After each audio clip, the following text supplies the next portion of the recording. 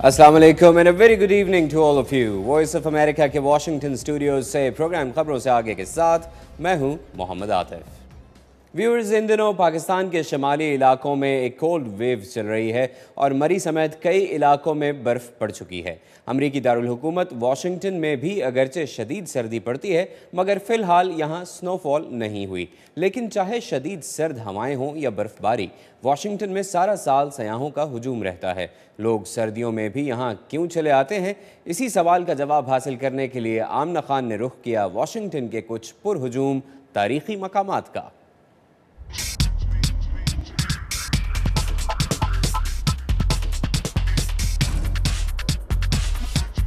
America का दारुल हुकूमत Washington, जहां कदम कदम पर इस मुल्क की तारीख के निशान मौजूद हैं।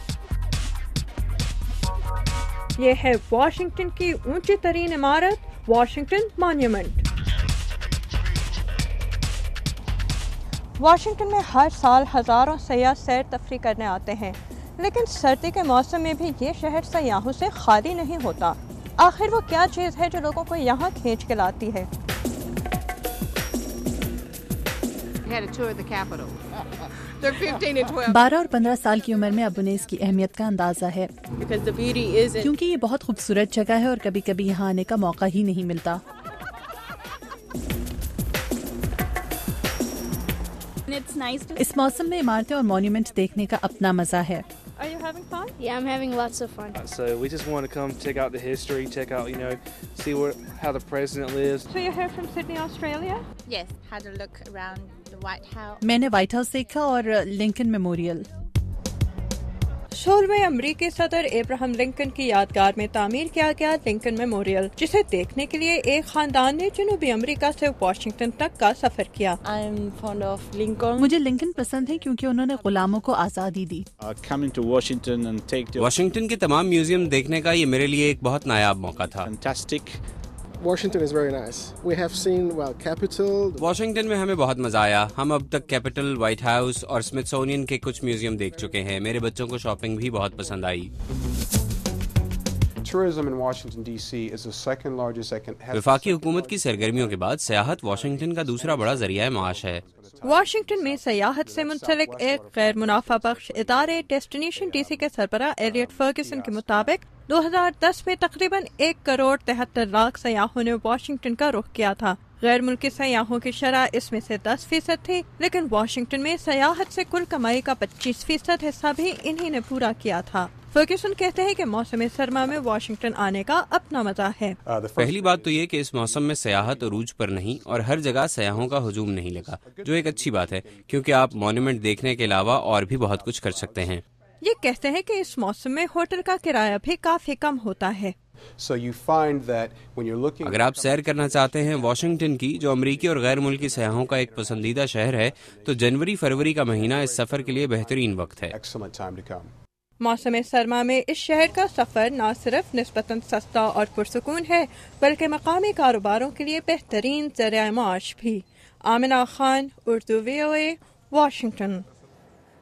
और वाशिंगटन से अब जाना है खला में नासा के साथ। हमारे इस मुस्तकिल सेगमेंट में पिछले हफ्ते हमने मार्स यानी मरीख की सैर की थी। आज देखते हैं कि अब्दुल अजीज़ खान हमें कहाँ ले जा रहे हैं। व्यूअर्स, आपको ये भी बता दें कि इस रिपोर्ट में शामिल तस्वीरें, मालूमात और एनिमेशंस नासा ने फराहम की हैं। हमारे इस खलाई सफ़र की अगली मंजिल है सूरज। साइंसदानों का अंदाज़ा है कि ये पिछले 4.5 अरब सालों से आसमान में चमक रहा है और अपनी आधी ज़िंदगी गुजार चुका है, यानी ये अगले 5 अरब सालों तक तकरीबन और चमकेगा। तो चलें इसको एंजॉय कर लेते हैं जब तक कि ये है। हम हमेशा सूरज को मुसलसल चमकता हुआ देखते आए हैं, मगर अगर इसे जदीद आलों की मदद से देखा जाए तो इस पर बाकायदा धमाके हो रहे होते हैं। पिछले साल नासा की सोलर डायनामिक ऑब्जर्वेटरी ने सूरज पर होने वाले धमाके की एक हैरत अंगेज और दिल दहला देने वाली तस्वीर भेजी। ये धमाका इस कदर बड़ा था कि दुनिया के कई न्यूक्लियर धमाके साथ मिलकर भी इतने बड़े नहीं हो सकते।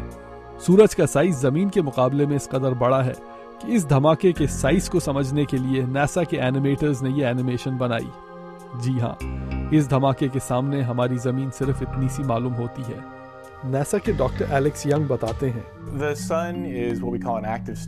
سورج ایک ایکٹیو سٹار ہے. 11 سال کے عرصے میں اس کی ایکٹیویٹی سب سے زیادہ سے ہو کر سب سے کم تک چلی جاتی ہے.